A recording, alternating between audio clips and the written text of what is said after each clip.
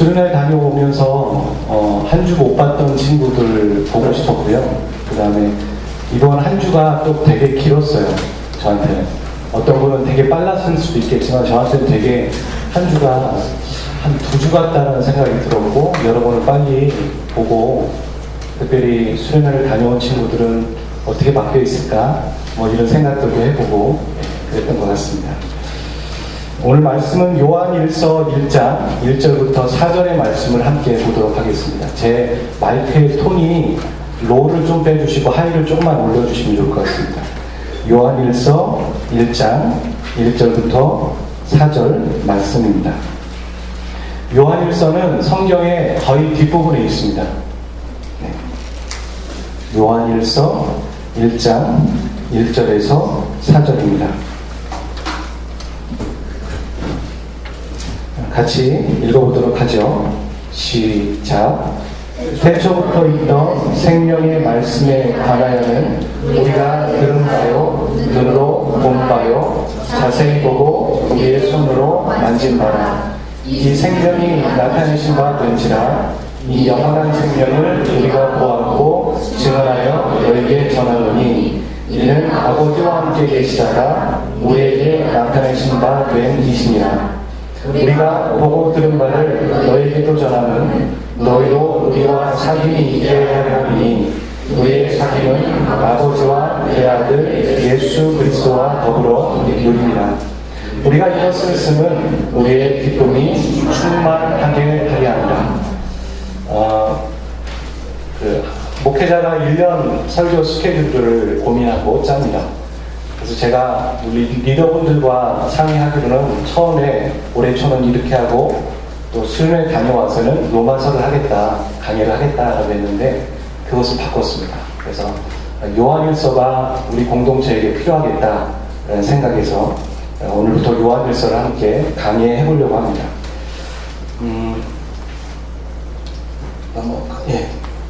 오늘의 제목은요, 코이노니아입니다. 교회 다니는 사람들이요, 헬라어 하나 정도는 알고 있거든요. 그 중에 하나가 뭐냐면 코이노니아입니다. 코이노니아라는 것은 교제라는 의미도 있고, 하지만 여러 의미 중에 하나는 사귐이라는 단어가 담겨져 있습니다. 이 질문을 먼저 해보도록 하려고 해요. 여러분, 신앙과 윤리, 오늘 그 설교 노트에 블랭크도 되어 있죠. 여기에 많은 것들을 제가 소개하지 않을 거고요. 성경 말씀을 잠깐 읽을 때만 PPT를 쓸 거고요. 가급적이면 설교 노트에 블랭크를 메꾸면서 말씀을 따라오면 좋을 것 같습니다. 여러분, 신앙과 윤리, 신앙과 삶, 제가 색깔을 오른쪽은 노란색으로 했고 노란색으로 안 보이죠. 빈 꽂을 때 그렇게 썩 좋지 않으니까 이해하시고요. 저는 노란색으로 칠했습니다. 윤리와 삶, 그러니까 신앙하고 윤리하고 떨어질 수 있을까요? 분리될 수 있을까요? 같이 가야 되는 걸까요? 여러분 어떻게 생각하세요? 다시 또 다른 말로 신앙과 삶은 떨어질 수 있을까요? 분리시킬 수 있을까요? 여러분 어떻게 생각하십니까? 분리될 수 있습니까? 경호 형제 어떻게 생각해요? 분리가 됩니까? 분리가 안 됩니까? 때에 따라서 분리가 됩니까? 많은 교회들이, 많은 크리스찬들이 손가락질을 당하고 욕을 먹는다고 얘기하잖아요. 우리도 우리 입으로 얘기를 하는데 왜 손가락질을 당하고 왜 욕을 먹을까요? 교회 안에서는 믿음이 좋은 장로님이고 믿음이 좋은 분 같거든요. 근데 직장 가서는 저분이 크리스찬이었어요? 깜짝 놀래요. 그런 것을 보면서 손가락질을 당하죠. 그게 왜 그러냐면 바로 신앙은 교회에서는 되고 밖에서는 삶이 안 되기 때문인 거죠. 그러니까 신앙과 삶이 분리될 수 있다고 생각하며 그렇게 살아가는 사람들이 있는데 그것은 문제가 있다는 겁니다. 분명히 바른 신앙은 바른 삶으로 연결될 거예요. 그렇게 하지 말라고 해도 바른 신앙을 갖고 있으면 그 신앙은 분명히 삶에 영향을 끼친단 말입니다. 그럼 이렇게 얘기할 수 있죠. 어떤 사람이 삶이 엉망이에요. 어떤 사람이 윤리적으로 문제가 있어요. 근데 그가 크리스찬이에요. 그 뭐에 문제가 있는 겁니까? 신앙에 문제가 있는 겁니다. 분명히 신앙은 삶으로 영향을 끼치거든요. 여러분, 이단들 나름대로의 뭐가 있죠? 교리가 있어요. 그리고 그 교리가 바로 신앙이고요. 그 신앙에 따라서 그런 행동을 하게 되는 거죠. 그러니까 사람들이 너 행동 왜 그렇게 해? 이렇게 할 게 아니라 다시 돌아가서 그의 신앙이 어떤지 점검할 필요가 있다는 겁니다. 근데 하나 더 나가보면요. 아까 얘기했죠? 삶과 윤리는 분명히 신앙에 영향을 끼쳐서 삶과 윤리가 나오는 거라고. 근데 말이죠. 신앙이라는 건 뭐라고 얘기할 수 있어요? 신학이거든요, 신학. 여러분 신학자세요? 어떠세요? 아니세요? 여러분 신학자십니다. 왜 신학자냐면, 물론 아니다라고 하는 이유는 내 직업이 신학자가 아니기 때문에 아니다라고 얘기하셨겠지만, 우리는 신학적인 이론을 다 갖고 있어요. 교리를 갖고 있다고요. 뭐냐면, 여러분 우리가 어떻게 해야지 구원을 받죠? 예수님을 영접하고 죄를 회개하고 예수님 영접하면 우리는 누가 오십니까? 성령께서 오시다. 이거 누구한테 배우셨습니까? 목사님한테 배우셨습니까? 그 목사님 뭘 어디서 가르쳐 주었을까요? 그건 신학인 거예요. 성경에 많은 것들이 나열이 되어 있는 하나님의 말씀들을 정확하게 바른 신학으로 정리해서 여러분에게 정리해드린 거예요. 그리고 여러분은 그것을 믿고 바른 신앙을 갖고 계시고 그 신앙 안에서 체험을 하셨겠죠. 체험을 해가고 가시고 만남을 갖고 계신 거죠. 그러니까 큰 문제는 잘못된 신앙을 가르쳐주면 잘못된 신앙이 나오는 거고, 잘못된 신앙은 또 잘못된 삶과 윤리를 만들어내는 거죠. 이해하셨습니까? 그럼 이단들과 복음주의 크리스찬들, 그러니까 이단과 이단이 아닌 크리스찬들의 그 구분을 뭘로 합니까? 저 신학으로 하는 거예요. 그 신학 중에 여러 교리들을 가지고 얘기하는 게 아니라 결국엔 구원론이죠. 어떻게 해야 구원받느냐. 그 구원론 안으로 들어가 보면 예수님이 누구시냐 인정하는 거에 차이가 크게 크죠. 그래서 유대인들 안에 구원이 없다라고, 미안하지만 없다라고 얘기하는 이유가 뭡니까? 그들은 예수님은 역사적인 존재이긴 하지만 그런 메시아가 아니라고 되는 거죠. 그리고 아직도 그들은 예수님이 메시아가 올 거라고 믿고 있는 거죠. 그 큰 차이 때문에 그들 안에 구원이 없고, 그걸 통해서 신앙이 나오는 거고, 그 통해서 삶과 윤리와 행동이 결정되는 거죠. 오늘날 진리와 비진리가 섞여 있는 시대에 살고 있어요. 무엇이 진리인지 무엇이 비진리인지 명확하게 구분되지 않아요. 섞여 있다는 거죠. 그러니까 자칫 잘못하면 내가 믿고 있는 게 비진리적인 걸 믿을 수 있는 거예요. 얼마든지. 그리고 한두 분 정도는 교회 오신 분들 중에 제가 옛날에 교회 다녔어요 하는데 보면 이단에 들어갔다가 본인도 모르고 종교성이 뛰어나시니까 이단에 빠졌다가 오시는 분들도 계시다는 말이죠. 그런 시대에 우리는 살고 있단 말입니다.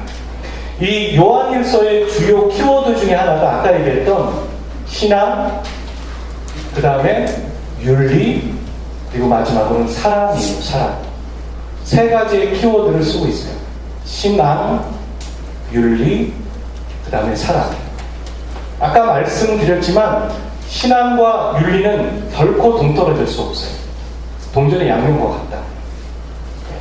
자, 이제 아까 질문했지만 다음부터 말할 때 분명히 동떨어질 수 없습니다 라고 얘기해 주시면 좋을 것 같습니다. 우리는 그렇기 때문에 욕을 먹는 거죠. 네, 욕을 먹고 있죠. 요한일서를 요한이 썼는데요. 이 요한이 썼던 편지와 또 다른 게 뭐가 있을까요? 요한복음, 요한일서, 요한이서, 요한삼서 이렇게 썼지 않습니까? 그리고 또 하나 요한계시록 이렇게 썼죠. 다. 물론 성경에 요한이 다 똑같은 사람은 아니지만 일단은 요한이 그것을 썼습니다. 근데 이 요한일서를 쓴 이유가 있겠죠. 여러분 오늘날은 인쇄술이 발달됐잖아요. 이렇게 쓰다가 끄적끄적하고 잘못 썼으면 버리면 돼요. 저희가 너무 많으니까. 이면지로 써도 되고 여러 가지로 쓸 수 있죠. 근데요, 그 당시에는 인쇄술이 발달되지 않았기 때문에 편지 하나 쓰는 게 되게 어려웠습니다. 그리고 책을 하나 만든다 그러면 2년 정도 돈을 모아서 월급 모아서 내야 될 정도로 어마어마한 돈이 든단 말이죠. 근데 이 에베소서 교회에 편지를 쓰면서 왜 이렇게 중요한 어려운 시간이었고 어려운 수고를 할 텐데 편지를 썼을까? 그만한 목적이 있는 거죠. 서신서들은. 요한일서를 쓴 이유 중에는 크게 두 가지가 있어요. 첫 번째는 뭐에 대한 경계냐면 이단입니다. 이단. 블랭크를 채워보세요. 1번 가르죠. 이단에 대한, 거기서부터 한번 읽어볼까요? 시작. 이단에 대한 경계와 바른 신앙을 갖도록 하기 위해 편지를 썼습니다.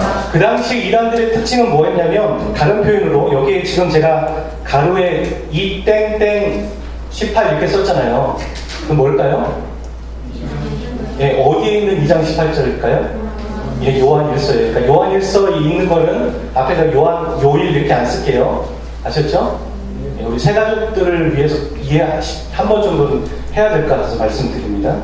자, 적그리스도라고 불렀고 거짓 선지자들이라고도 불렀고, 중요한 건 여기서 나오죠. 예수님께서 그냥 실존했던 인물은 맞아요. 역사적인 존재이긴 하지만 메시아는 아니라고 생각하는 거예요. 그게 이단들이었어요. 이 당시에. 여러분, 초대교회 이단들 자꾸 여러 서신서들에 나오는 이단들 있잖아요. 오늘 한번 정리를 해보자고요. 그 이단들이에요. 어디 가든 그 이단들이었어요. 그리고 예수님께서 하나님의 아들이심을 부인한 거예요. 뒷부분에 가서 살펴보겠지만 그것이 결국엔 어떻게 윤리적으로 연결되는지 보자고요. 그리고 예수님의 성육신을 부인한 거죠. 성육신이라는 게 뭐죠? 뭘까요? 예, 육신으로 오셨다는 거예요. 예수님이 하나님이신데 육신으로 오셨다는 걸 부인하는 거죠. 그게 바로 이단들의 모습이었습니다. 두 번째요, 형제, 자매, 땡땡을 강조하기 위해서 뭘까요? 예, 사랑입니다. 요한 사도를 사랑의 사도라고 부르는데, 요한은 처음에 어떤 사람이었어요? 우레의 자식이라고 했어요. 이 번개와 같은 자식. 예, 욕한 거 아니죠? 번개와 같은 자식. 뭐죠? 성격이 아주 급해서. 사람들과도 다툼도 벌였을 수도 있고, 그런데 그가 예수님을 인격적으로 만나고 사랑의 사도가 되고 있습니다. 저와 여러분 가운데, 물론 우레의 자식도 좋겠지만 사랑의 사람으로 바꿔가시기를 주 이름으로 축원합니다. 아멘 하신 분에게 갑자기 하다 믿길 원해요.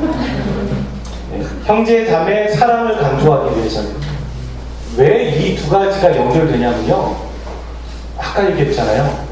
바른 신앙을 갖게 하고 바른 삶과 윤리로 연결된다고. 이들이 갖고 있었던 이단들의 사상이 뭐였어요? 예수님은 육신으로 오지 않으셨어. 그 당시의 사람들은요, 영과 물질은 아주 나눠진다고 생각해요. 영적인 건 거룩한 거고, 그 다음에 이 삶과 육체는 악한 거라고 생각한 거죠. 그래서 어찌 예수님이 그 거룩하신 분이 육으로 오시냐는 거예요. 그럴 수 없다는 거예요. 그리고 어떤 사람들은 육으로 오셨지만 십자가에서 죽기 전에 이미 떠나셨다는 거예요.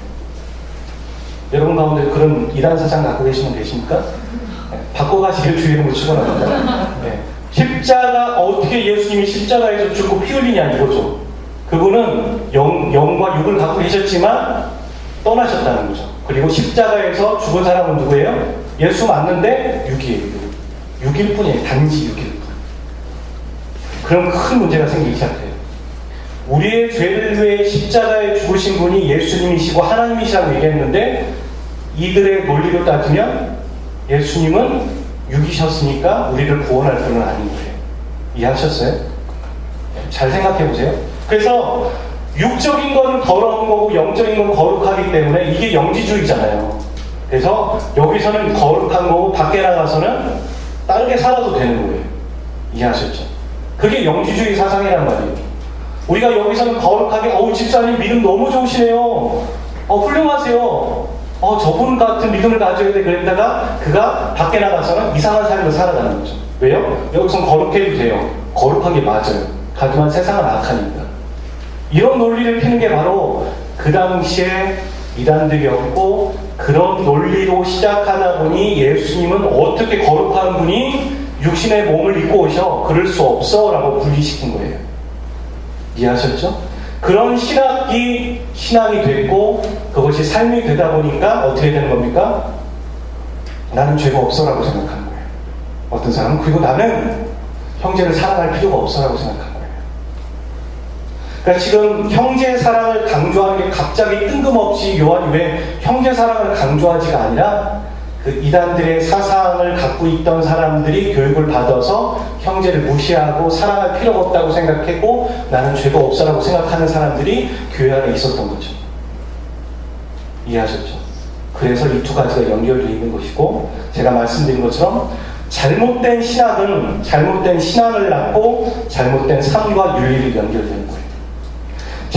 좋은 건강한 신앙은 건강한 신앙을 낳고 건강한 삶과 윤리로 연결되는 거예요. 여러분요, 삶과 윤리를 어떻게 살아갈 건가를 노력하는 거, 그것도 중요하지만요, 우리가 바른 신앙을 갖고 있으면 그 신앙은 우리를 그렇게 견인해 가는 겁니다.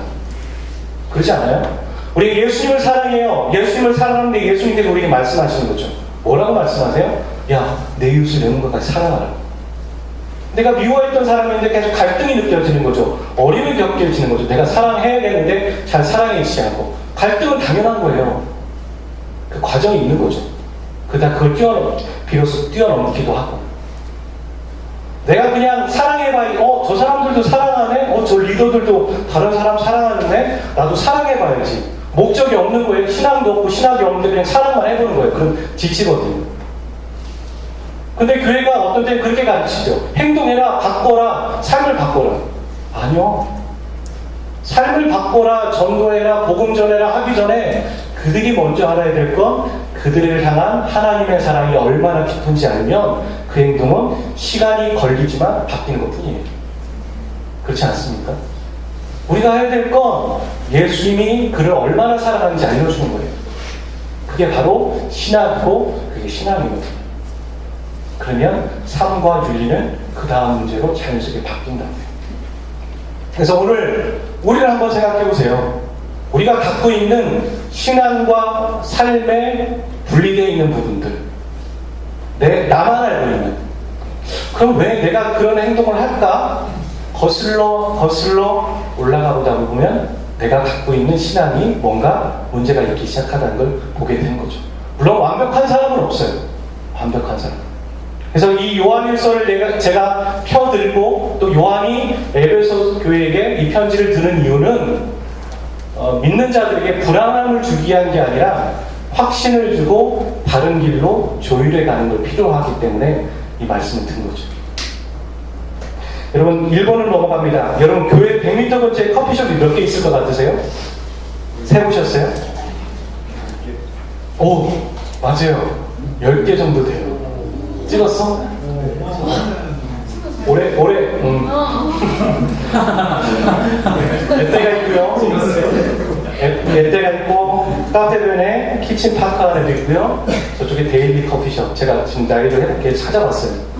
데일리 커피숍 건너편에 있어요. 허니빈인가 뭐 있어요. 커피빈인가 있죠? 그 다음에 경찰서 옆에 뭐가 있죠? 그게? 타메탐스인가 이렇게? 티모아? 띠아모. 예, 띠아모. 그 다음에 이 TBC 쪽에 안에 1층에 로비에 커피숍이 하나 있고 고양이 낮잠이 하나 있습니다. 나옵니다. 네. 말씀드릴 때 좀 그랬으면 좋겠어요. 네. 어썸이 여기 하나 있고 그리고 셋들 가장 중요한 거 마지막에 나와야 되죠? 셋들 해서 한 10개 정도. 물론 이제 뭐 더 세면 있겠지만 100m 근방 안에 10개가 넘습니다. 왜 이렇게 많은 커피숍이 생길까요? 그리고 많은 커피숍이 생겼는데도 문을 닫지 않아요. 그렇죠? 나름 되는 거잖아요. 이해타산이 되니까. 이렇게 많은 커피숍이 생기는 이유가 무엇일까? 우리가 예전과 다르게요, 식사 문화와 차 문화가 연결되어 있는 거죠. 그렇죠? 밥을 먹으면 당연히 뭘 먹어야 돼요? 커피를 마시든 입가심을 하고 야, 우리 저기 가서 잠깐 대화할까? 이게 돼야 됩니다. 오히려 요즘에는 밥 먹고 그냥 헤어지면 나를 좀 이상하게 생각하나 보다, 성이 없다고 생각할지 성의가 없다고 생각할지 모르겠습니다. 제가 작곡했습니다. 근데 여러분 심지어 5,000원짜리 밥을 먹어놓고선 5,000원 넘는 5,500원짜리 커피숍을 가서 커피를 마시는 시대에 살고 있는 거죠. 왜 그럴까 생각해보면 물론 뭐 사회 구조적인 문제도 있겠지만 사람들이요 핵가족화가 되니까 대화가 필요하고 사귐이 필요한데 그럴 사람이 없는 거예요. 갈등이 생길 때 어떻게 합니까? 그런 차문화를 통해서 대화하고 소통하고 조율해가는 거. 그게 지금 차문화인 거죠. 그렇지 않습니까? 우리가 갈등이 있어요. 그러면 밥 먹자라고 할 때도 있죠. 우리 커피숍 가서 차 한잔 마실까? 그러면서 하나씩 이야기하면서 조율해가고 조정해가는 거. 근데 말이죠. 이 커피숍이 이렇게 많기 때문에 그럼 그 커피숍이 정화작용을 해줘야 될 텐데 사회는 여전히 불통이라는 얘기도 하고 갈등도 있고 소외도 되고 또 외로움도 느끼는 사람이 참 많다는 말입니다. 그러니까 인간의 근본적인 문제를 커피숍이 해결해 주지는 못하는 거죠. 근데 인간의 근본적인 문제, 아까 말씀드린 것처럼 외로운 거, 또 따돌림 당하는 거, 잔인한 거, 또 악의 문제, 이건 말이죠. 어쩜 특정 시대에 있었던 게 아니에요. 오늘만 악할까요? 오늘만 이렇게 살벌 할까요? 아니에요. 다 이거는 상대적인 건데 그때도 똑같았어요. 그때도 똑같이 악했어요. 소돔과 고모라 동성애는 있었단 말이에요. 진짜 오래된 시대인데 그때도 동성애는 존재했다는 건 사람은 이 시대가 됐기 때문에 악해진 게 아니라요. 여전히 악한 거예요, 그냥. 사람의 본성이 악하다는 거죠. 여러분, 사람이 어떻게 악해졌을까요? 악할까요? 사람은 말이죠. 성경적으로 봤을 때 하나님을 떠났을 때부터 악했어요. 우리가 하나님을 떠나 멀리하고 나 혼자 살게 했다부터 그때부터 악했단 말이죠. 근데 인간의 문제는요, 악한 거와 함께 이 악의 문제를 스스로 해결할 수 없다는 거죠. 그리고 하나님께로 돌아가야 된다는 걸 알겠는데 하나님께로 돌아가는 방법 스스로 찾을 수 없는 거예요. 그래서 뭐 지식으로도 찾아가려고 하고 또 뭐 과학으로도 찾아보려고 하고 자신의 의로도 찾아가 보려고 하지만 성경이 말하는 건 그런 걸로 하나님을 찾을 수 없고 하나님을 만날 수 없다는 거죠. 그렇죠? 그래서 하나님이 어떻게 하셨습니까? 그냥 보지 않으시는 거죠. 먼저 손을 내미신 거죠. 하나님이 먼저 우리와 사귐을 시작하신 거죠. 그게 누구십니까? 누구시죠? 예수 그리스도. 우리가 죄인 되었을 때 그리스도께서 우리를 위해서 죽으심으로 우리를 향한 하나님의 사랑을 확증해 주신 것 아니겠습니까? 5장 8절 한번 말씀 읽어보죠. 시작. 우리가 아직 죄인 되었을 때 그리스도께서 우리를 위하여 죽으심으로 하나님께서 우리를 위하여 자기의 사랑을 확증하셨느니라. 우리가 하나님을 떠났을 때, 우리가 죄인이었을 때, 그리고 그 죄인이라는 건 내가 하나님을 찾아야 되나 이런 필요도 못 느꼈을 때, 죄가 뭔지도 몰랐을 때, 여러분이 생각하는 죄의 기준, 그건 말이죠. 우리가 성경적으로 찾고 있는 거죠, 계속. 우리의 기준을 세상적인 죄의 기준이 아니라 하나님의 기준을 맞추면서 이것이 죄구나라고 회개하고 있잖아요. 근데 우리가 죄인 되었을 때라는 얘기는 뭐냐면 죄가 뭔지 모르는 거예요, 기준이 정확하게. 기준이 없었을 때 하나님 우리에게 먼저 손을 내밀어 주시고 사귐을 시작하셨다는 거죠. 그래서 여러분이 보고 있는 3번 사귐은 누가 먼저 시작하셨는가? 누가 먼저 시작하신 거예요? 하나님이 먼저 예수 그리스도로 오신 거죠. 여러분 오늘 본문 말씀 접고선 그대로 두고선 요한 1서 4장 10절도 한번 찾아봤으면 좋겠어요. 그리고 여러분이 읽어주셨으면 좋겠어요. 요한 1서 4장 10절.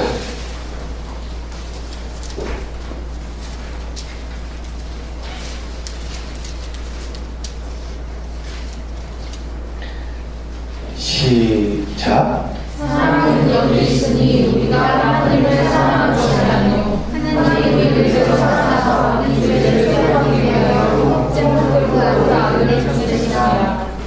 사랑은 여기 있으니 우리가 먼저 사랑한 것이 아니고 하나님이 먼저 손을 내밀어 주셨다. 하나님이 사귐을 시작하셨다. 자, 4번 가볼게요. 그럼 누가 먼저 시작했냐가 왜 이렇게 중요할까? 왜 그럴 것 같으세요? 여러분 제가 예를 들어서 어떤 사람과 그냥 가까이 있는 종피들 얘기할게요. 종피가 그렇다는 건 아니에요. 절대. 예를 드는 거니까. 종피랑 만났을 때 제가 만난다. 몇 월 며칠에 종피랑 어디서 밥을 먹자. 거기서 만나자. 그렇게 오늘 약속을 했단 말이죠. 한 일주일 후에요. 그럼 제가 일주일 후까지 아무것도 안 하다가 종필을 딱 만날까요? 아니에요. 전 종필에게 그때 거기서 만나기로 한 거 알지? 라고 한 번 정도는 얘기합니다. 혹은 종필이도 제가 답이 없으면 목사님 그때 만나기로 한 거 맞아요? 하고서 한 이틀 전이든 만나기 이틀 전이든 확인을 하는 거죠. 왜 그럴까요? 펑크 낼까봐. 사람 까먹을까봐. 네, 안 나올 수도 있으니까. 그랬어요? 이렇게 하면서. 그럴 수 있기 때문에 우리는 서로 확인하는 거예요. 체크해 주는 거예요. 그게 오히려 그냥 당연한 거예요. 사람과의 약속은 그래요. 우리는 그렇다고요. 우리는 완전하지 않다고요. 완벽하지 않다고요. 실수하고 까먹기도 하고 또 어떨 때는 배신도 해요. 우리의 정말 도저히 안 되는 상황에는 손을 빼고 발을 빼고 미안합니다라고 얘기할 때도 있어요. 익스큐즈를 구한다고. 어쩔 수 없으니까. 그게 사람이에요. 근데 하나님은 어떤 분이세요? 하나님은 그런 적이 없으세요. 할렐루야. 하나님은 한 번 약속하시면 그 약속을 끝까지 지키신다고요. 하나님이 아브라함과 하셨던 그 약속, 내가 너를 복주고 너를 통해서 많은 사람이 복받게 해줄게 라고 하셨던 그 헤세드의 사랑은 어제나 오늘이나 몇백 년 전이나 지금도 유효하고 앞으로도 유효하단 말이죠. 한 번 약속한 걸 끝까지 지켜가시는 거죠. 그래서 누가 먼저 손 내밀었냐가 중요한 이유는 하나님이 먼저 손 내밀으셨다는 거죠. 믿으십니까? 하나님이 저와 여러분에게 손을 내밀어 주신 거예요. 나랑 사귀자. 나와 함께 교제하자. 그리고 거기에 손을 잡으셨다면 여러분이 가끔 배신도 하고 실수도 하고 또 하나님에게서 발을 뺐을 수도 있어요. 하지만 하나님은 한 번도 그 손을 놓지 않으신다는 겁니다. 여러분 믿으면 아멘 해주시기 바랍니다. 그것이 중요한 거죠. 누가 먼저냐? 하나님이 그 교제를 먼저 하셨다는 것이죠. 오늘 본문에 보면요, 이 사귐이라는 단어, 코이노니아라는 게 무엇인지 할 때 다른 사귐이 무엇인지에 나오고 있어요. 1장 3절을 한번 읽어주시겠습니까? 1장 3절 시작. 우리가 보고 들은 바 시작. 우리가 보고 들은 바를 너희에게 전하는 너희로 우리와 사귐이 하려 함이니 우리의 사귐은 아버지와 그의 아들 예수 그리스도와 더불어 누리니라. 다른 사귐은 무엇일까요? 제가 이렇게 표현해 본데 수평과 수직이 만나는 거예요. 수평과 수직이 만나는 거. 그게 뭐예요? 크로스, 십자가죠. 수평과 수직이 만나는 거. 여기 3절에 그렇게 되어 있죠. 너희에게도 전하면 너희로 우리와 사귐이 있게 하려니라. 이건 수평일까요? 수직일까요? 수평이죠. 너희에게 내가 이 예수님을 전하는 이유는 너와 우리가 사귐이 있었으면 좋겠어 라고 수평적인 사랑, 교제 사귐을 얘기하고 있어요. 그 다음에 우리의 사귐은 아버지와 그 아들 예수 그리스도와 더불어 누립니다. 이건 수직적인 이야기인 거죠. 그러니까 수직이 먼저 시작되었을 때 바른 수평이 있는 거예요. 우리가 인간관계를 잘할 필요가 있다면 인간관계를 어떻게 하면 머리를 잘 쓸까? 저 사람을 잘 편하게 도와줄까? 이게 먼저가 아니라 내가 하나님과 바른 관계가 서 있다면 거기서부터 바른 수평적인 관계가 시작된다는 거죠. 아멘. 아까 얘기했잖아요. 신학이 바로 서 있고 신앙이 바로 있으면 삶은 자연스럽게 연결되는 거라. 그건 노력하지 않아도 물론 노력이 필요하지만 바른 신학이 정립된다면 바른 신앙이 있다면 바른 삶은 시간 문제라고 성령 하나님께서 우리를 빚어가시고 성화시켜 가시는 것이니까. 바른 신앙 이런 사람들이 있는 거죠. 내가 예수님과 잘 교제하고 만나는데 기도 열심히 하는데 말씀 많이 보는데 근데 그의 삶에 사람들과 성도들과의 관계는 깨어져 있는 사람들이 있어요. 그리고 관계, 하나님과의 관계는 중요하지만 내가 왜 교회에 와서 사람들과 교제를 해야 돼? 라고 생각하는 사람도 있고 그래서 집에서 인터넷 예배 드리면 되지 라고 얘기하는 사람도 있어요. 그러면 성경을 잘 모르시는 분이에요. 그런 분은 알려드려야 되고 혹은 그런 분들 중에는 상처가 있기 때문에 그럴 수도 있겠죠. 또 어떤 사람은 교회 안에서 성도들과의 관계는 너무 잘 돼요. 쟤는 정말 마당발이야. 너무 관계가 좋은데 하나님과의 관계는 좀 의심스러운 거예요. 그럴 수도 있는 거예요. 그런 목적을 가지고 올 수도 있고. 하지만 우리가 이것을 전하면 우리와 너희가 사귐이 있기를 원하고 또한 그 사귐이 또한 우리의 사귐은 아버지와 그 아들 예수 그리스도 때문이다. 이렇게 얘기하는 거죠. 여러분 하나 질문해 볼게요. 3절에 요한은 왜 우리의 사귐은 아버지와 그 아들 예수 그리스도와 더불어 누림이라고 얘기했을까요? 이렇게 얘기할 수 있잖아요. 아버지와 더불어 누림이라, 혹은 예수 그리스도와 더불어 누림이라, 혹은 아버지와 예수 그리스도와 성령과 더불어 누림이라, 이렇게 말할 수 있잖아요. 근데 왜 아버지와 예수 그리스도와 더불어 누림이라고 얘기했을까요? 힌트는 이미 다 나왔어요. 이거 맞히시는 분 다음 주에 저랑 점심 먹겠습니다. 벌칙인가요? 벌칙이구나. 찹찹하다. 뭘까요? 아시겠어요? 좀 더 가보죠. 답은 알려주지 않겠습니다. 6번. 이 당시 이단들이 생각하는 사귐과요, 성경이 말하는 사귐이 분명히 달랐다는 거죠. 이단들은 어떤 사람들이었냐? 여기 이제 이단들의 정체를 제가 좀 소개를 하려고 하는데, 아까 얘기했던 영지주의자들이죠. 영지주의자들인데 이 영지주의자들이 두 개로 나눠지는 거예요. 왼쪽에 있는, 제가 봤을 때, 여러분이 봤을 때 왼쪽에 있는 사람은 어떻게 생각했냐면, 아예 예수님은 육으로 오시지 않으셨다, 그렇게 생각하는 사람이 있었고, 오른쪽에 있는 사람은 육으로는 오셨는데 십자가에 돌아가시기 전에 이미 하늘로 올라가셨다, 그렇게 말하는 사람들이 있었던 것이죠. 이들의 가장 하나님을 알고 있다는 그 강조점은 무엇일까요? 지식이었어요. 말씀을 많이 보고 많이 알고 있고 영적인 원리를 터득하고 있으면 그는 하나님을 알고 있는 거예요. 그걸로 충분하다고 생각했고, 그게 구원의 조건이라고 생각했어요. 그게. 그런데 말이죠, 성경이 말하는 하나님을 안다는 건 다른 거예요. 뭐예요? 만나는 거예요. 그렇죠? 보는 것과 만나는 건 달라요. 머리로 아는 것과 그를 경험해서 아는 건 다르단 말이죠. 인격적인 만남이라는 거예요. 그게 달랐다고요. 지금 요한이요, 지금 1장 1절부터 4절까지 쓸 때 주동사가 3절에 서야 나와요. 헬라어로 보면 주동사가. 무슨 얘기냐면 숨도 안 쉬고 확 얘기한 거예요. 주어도 빼놓고. 왜 그랬을까요? 우리가 주어를 빼놓고서 막 얘기하는 이유가 뭐예요? 네, 감정이 격해서. 급해요. 중요한 얘기를 하고 싶어요. 여러분 1절, 2절, 3절 보세요. 혹시 필요하면 여러분 성경책에 동그라미를 쳐도 되고 마킹을 해도 되는데, 자 봐요. 1절에 우리가 들은 바, 그리고 눈으로 뭐라고 했어요? 본 바, 또 1절 끝부분에 손으로 만진 바. 2절에도요 우리가 보았고, 그 다음에 3절에 우리가 보고 들은 바. 여러분 왜 이런 얘기를 요한이 쓴 줄 아세요? 이 이단들을 겨냥해서 쓰는 거예요. 이단들이 생각하는 건요, 보지 않아도 돼요, 만지지 않아도 돼요, 만나지 않아도 돼요, 그냥 지적으로 알면 돼요. 지적으로 동의하고 지적으로 배우면 돼요. 그게 구원이고 그게 예수님을 만나는 거예요. 우리가 호세아서 말씀에서 여호와를 아는 지식이라는 건 대부분 이 이단들이 생각하는 것처럼 한다면 머리로 알면 돼요. 여호와에 대한 지식, 여호와 인터넷에 쳐서 여호와 어떤 분인가, 그걸 스스로 있는 자고 뭐 이렇게 얘기하면 돼요. 제가 여러분에게 한번 질문해 볼게요. 저에게도 질문하는 거예요.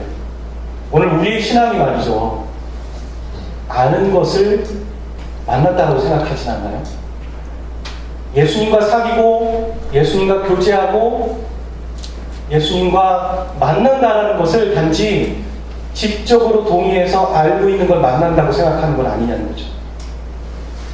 그게 바로 요한 사도와 많은 사도들이 피를 토하면서 이야기하고 싶었고 싸웠던 문제예요.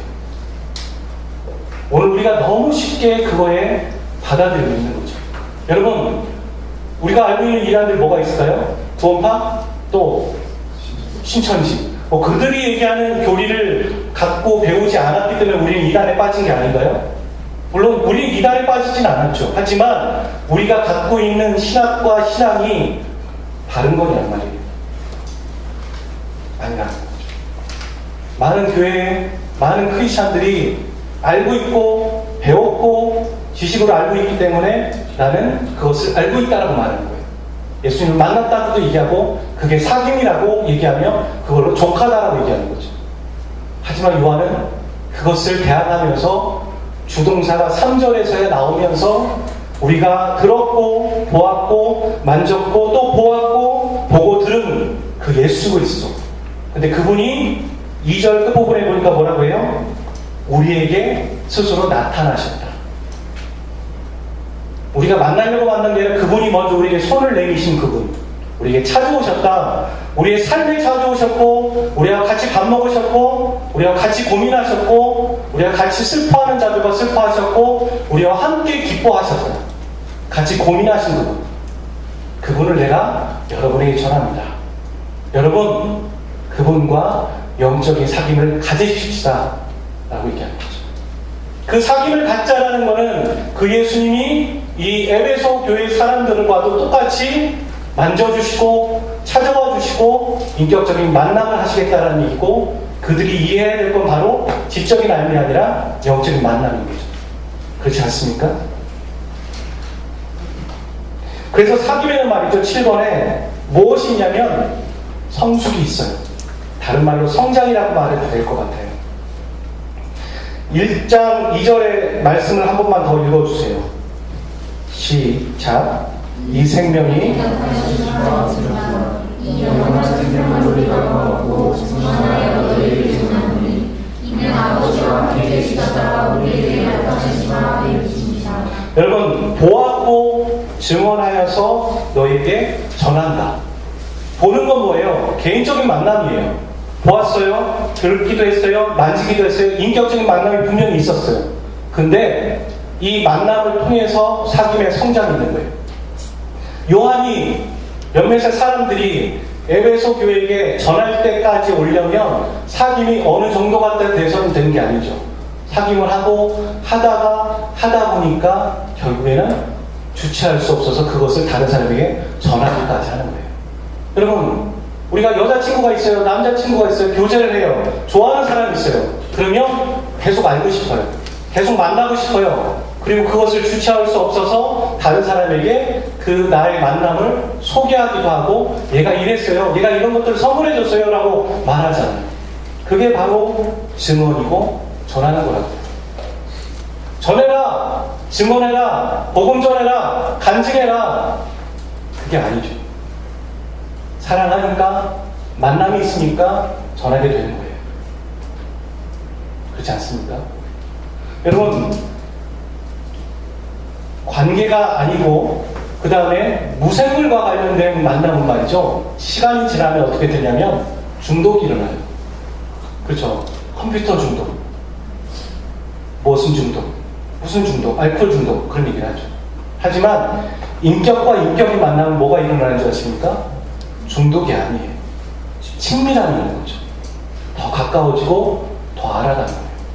우리가 예수님을 만난다, 예수님과 사귄다고 하면은 중독이 일어나는 게 아니라요. 친밀함을 느끼고 더 알아가니까 비로소 성장이 있고 그래서 너에게 증언하고 전할 수밖에 없다라고 말하는 거예요. 근데 말이죠. 사귐에는 성숙과 성장이 있으면서 사귐의 목표가 있어요. 여러분 남녀가요. 우리 연애합시다 했어요. 연애가 목표일까요?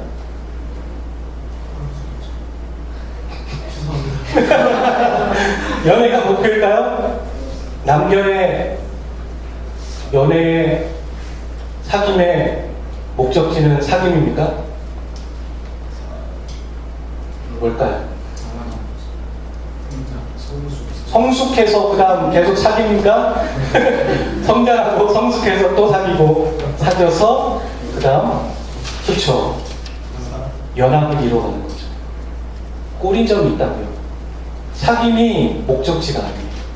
여러분 우리는 썸을 타는 게 목적지가 아니에요. 예수님과 썸 타면서 적당히 밀당하는 게 목적지가 아니에요. 예수님을 알아갔어요. 그래 좀 오늘은 좀 가까워진 것 같다. 수련회 가서 은혜 받았어. 가까웠어. 충분하지. 이걸로 좋게. 더 들어가면 안 될 것 같아. 은혜 받으면 안 돼. 그분이 나를 어디로 더 선교지를 보낼지도 몰라. 아니요. 그런 분은 절대 보내지 않습니다. 걱정하지 마세요. 여러분이 동의하지 않는데 억지로 발로 차가지고 보내는 하나님이 아니십니다. 어떤 선교사든 어떤 목회자든 자기가 하고 싶지 않은데 억지로 갔어요. 그렇게 말하는 사람의 뉘앙스 안에는 즐긴 거예요. 본인이 원했다고요. 그 표정을 보세요. 정말 싫었는데 갔어요. 안 갑니다. 인간은 그런 존재 아니에요.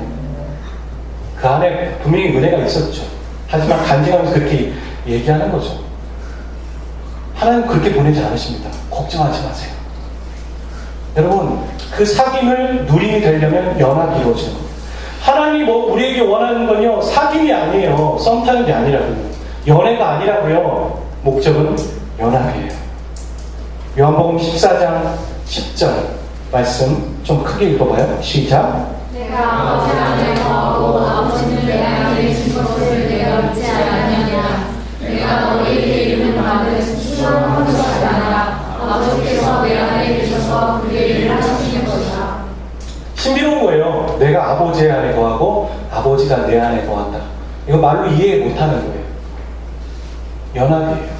부부가 서로 남남인데 몇 년 사귈 때는 치고받고 하다가 몇십 년이 지나고 몇십 년이 지나서 이렇게 서로 조율되고 눈빛만 봐도 알아가는 그 나이 지긋한 분들 보이시죠? 그렇죠? 그런 걸 보면서 어떻게 저렇게 될 수 있을까? 참 놀랍다. 참 신비롭다. 그게 연합의 신비예요. 그게 연합의 비밀이라고요. 그것을 로마서에서 계속 얘기하죠. 하나님이 우리에게 원하는 게 그거라는 거죠. 에레미야가 3장 22절 23절 말씀도 한번 읽어봐요. 시작. 여호와의 인자와 우리를 인하시고 우리가 전멸되지 아니하리이다. 이것들이 아침마다 새로우니 주의 성실하심이 것이고 아침마다 새로우니 주의 성실이 매일매일 새롭다. 하나님을 알면 알수록 재미없어 식상해 금방 레파토리 빠졌네 그러지 않아요. 하나님을 알면 알수록 수련 때 만났던 그 하나님의 깊이 아니에요. 성경 공부할 때 만났던 하나님의 깊이 아니에요. 오늘 봤는데 더 깊어요. 내일 봤는데 또 다르고 더 깊고 더 새로워요. 그게 하나님의 깊이라는 거죠. 우리가 평생 알아도 알 수 있지만 또 알아가면 친밀감이 있고 우리 안에 생명이 부어지는 그 만남. 어떤 사람의 만남은 만날수록 내가 작아지고 내가 문제가 있나? 안 만났으면 좋겠다. 불편한 만남이 있는가 하면 어떤 만남은 기대가 되고 설레기도 하고 그 사람과 만나면 내가 오히려 뭔가 얻고 가는 만남. 내가 뭔가 치유됐고 힐링됐다는 만남. 그런 만남이 있는데 창조주 하나님 우리를 잘 알고 계신 그분과 만난다면 우리는 오죽하겠습니까? 근데 많은 사람들은 저 이단들의 사상들처럼 지적으로 아는 게 만났다고 얘기하거든요.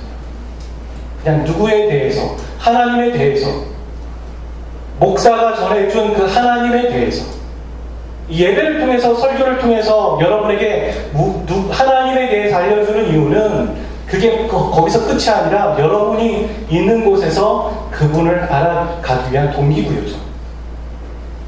우리가 그런 삶이 없다면, 저 윤리와 삶은 신앙과 상관없다라고 얘기한다면 우리는 신앙의 사귐의 성숙과 깊이를 알아가지 못하는 또 다른 요한이 그렇게 피를 토하며 그렇게 살면 안 된다고 얘기하는 그런 부류 중에 한 명이 되고 있는 거죠.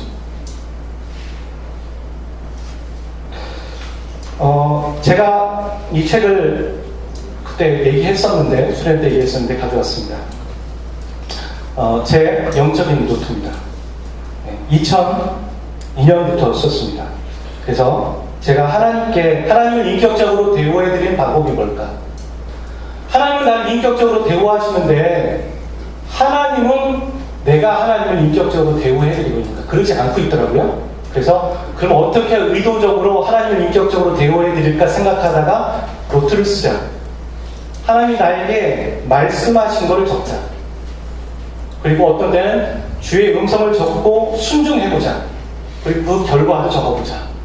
그렇게 하면서 2002년 6월부터 썼습니다. 내용이 없었다고 생각할 수 있으니까 이렇게 썼습니다. 그러면서 계속 쓰고 있습니다. 2002년 11월 5일 제가 직장을 다닐 때요.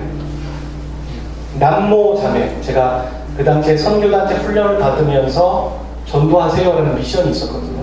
그래서 자매 둘, 형제 둘, 물론 저보다 나이가 한 살 정도 많거나 아니면 똑같기도 하고 좀 많기도 하고 그런 사람들을 찍고 기도하고 또 신앙의 교제를 했죠. 안 믿는 사람이긴 하지만 남모 자매와 성경 공부 이렇게 썼습니다. 11월 5일. 그리고 남승미 씨, 남모 자매를 위해서 또 기도하기. 아니, 그 자매가 이거 보고서 충분히 이해하는 자매라서 소탈해서 그렇게 썼습니다. 그리고 어제 제가 이걸 다시 펴봤거든요.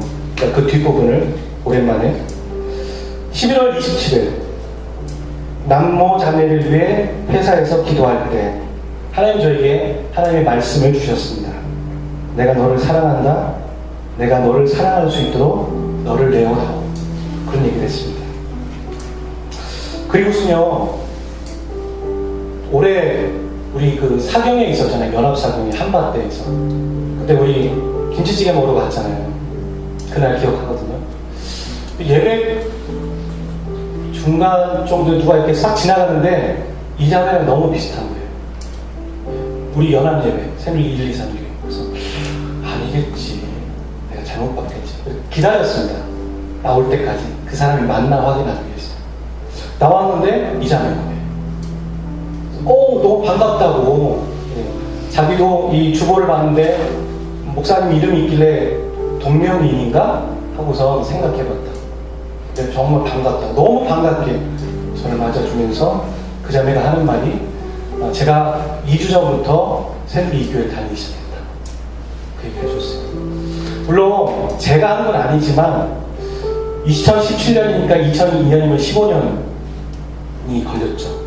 그 사람이 교회에 오기까지 얼마나 많은 사람들이 기도해줬고 얼마나 많은 사람이 노력을 했겠습니까? 근데 저는 그런 생각이 들었어요. 내가 하나님과 이런 교제를 하는 것을 하나님 기뻐하셨다. 참 기뻐하셨다는 생각을 다시 한번 갖게 되었고 또 여러분들도 그렇게 하면 좋겠어요. 꼭 노트를 쓰라는 건 아니에요. 하지만 별다른 방법이 없으면 시작하셔도 좋을 것 같아요. 아니면 다른 하나님과 인격적인 만남을 갖는 것. 하나님과 인격적인 대우를 해드리기 위해서 내가 할 수 있는 게 무엇일까? 시간을 정하고 수련회 때 그랬죠. 한 형제가 시간을 정하는 게 되게 중요한 것 같아요. 장소를 정하는 게 중요한 것 같아요. 그렇게 하고 있는지 모르겠지만 그거 무엇이든 우리는 이 피를 토하며 요한이 얘기했던 이단들과 같은 행동을 하면서 하나님을 알고 있고 하나님과 사귀고 있으며 예수님과 사귐을 갖고 있다고 말하고 있지는 않은지. 그렇다면 그는 요한은 참 놀랄 거예요. 아마 가슴이 답답할 거예요. 하나님 그런 분이 아니라 우리의 실존에 우리의 상황에 우리가 고민하는 고민 가운데 그 삶의 현장에 찾아오시는 그분이 어떻게 그 시간에 가둬서 그분을 아는 게 만나는 거라고 얘기할 수 있냐? 아니라 여러분 주님과 인격적인 만남을 가져보시라고. 그분은 인격이시라고. 그분이 먼저 손을 내밀어 주셨고 한 번도 그 손을 포기하지 않으셨다. 아마 그렇게 말할 것 같아요. 여러분 우리는 기쁨에 대해서 오해하고 있는 것 같아요. 오늘 본문 마지막 절에도 보면 그렇게 되어 있죠. 우리가 이것을 쓰면 우리의 기쁨이 충만하기를 원한다고. 우리는 세상이 주는 기쁨에 익숙한 사람들이거든요. 밥 먹는 거, 맛있는 거 먹으면 기쁘고 좋은 곳에 가면 기쁘고 물론 그게 나쁜 건 아니죠. 하지만 그런 거에 많이 익숙한 기쁨을 갖고 있어요. 하지만 기쁘다고 해서 다 기쁜 것도 아니에요. 성경이 말하는 기쁨은 또 그런 건 아닌 것 같아요. 내가 남을 위해 봉사하고 도왔거든요. 근데 몸이 피곤해요. 근데 우리 입에서 뭐라고 얘기해요? 아, 참 기쁘다. 그런 말이에요. 수중에 돈이 없어요. 근데 그 남은 돈까지 탈탈 털어서 박스 주는 할머니에게 돈을 건네면서 아, 참 기쁘다. 바쁜 삶을 살아가는데 잠이 부족한데 분명히 1시간을 일찍 일어나서 큐티를 하면서 졸고 있어요. 그러면서도 그 말씀을 읽으면서 참 기쁘다. 복음을 전하다가 핍박을 받으면서도 참 기쁘다. 크리스찬으로서 사회에서 생활하는 게 쉽지 않거든요. 그래서 술 안 먹겠다고 했더니 사람들이 막 뭐라고 하는 거죠. 그럼 내 마음에 그래도 기쁘다. 여러분, 편한 것과 기쁜 건 혼돈하면 안 돼요. 그리고 세상이 기쁘다 하는 것과 하나님과의 사귐 안에서 진정한 기쁨은 분명히 차원이 다른 거죠. 우리가 오늘 4절 읽으면서 우리가 이것을 쓰면 우리의 기쁨이 충만하게 하느냐. 무슨 기쁨이 있어? 아니요. 세상이 줄 수 없는 그 기쁨이 있어요. 여러분 한번 경험해 보세요. 하나님과의 만남, 하나님과의 교제. 오늘 우리 이 예배도 하나님과의 만남이고 교제지만 이 교제, 이 예배를 통해서 우리에게 하나님이 요구하시는 것은 내가 너희의 삶 가운데서 너를 만나기를 원한다. 너희 신앙과 윤리가 정말 구분되어 있는 것 같은데 그러지 않기를 원한다. 너희 삶 가운데 네가 고민하는 것 가운데에서도 그 폭풍의 그 눈 중심 한가운데 내가 너를 만나고 너를 평안하게 하기를 원한다. 그 기쁨을 경험해 보셨으면 좋겠습니다. 여기까지입니다. 저는 결단하셨으면 여러분이 삶에서 어떤 결단을 할 건지 생각해 보세요. 하나님을 어떻게 하면 인격적으로 모실 건가? 같이 기도하겠습니다.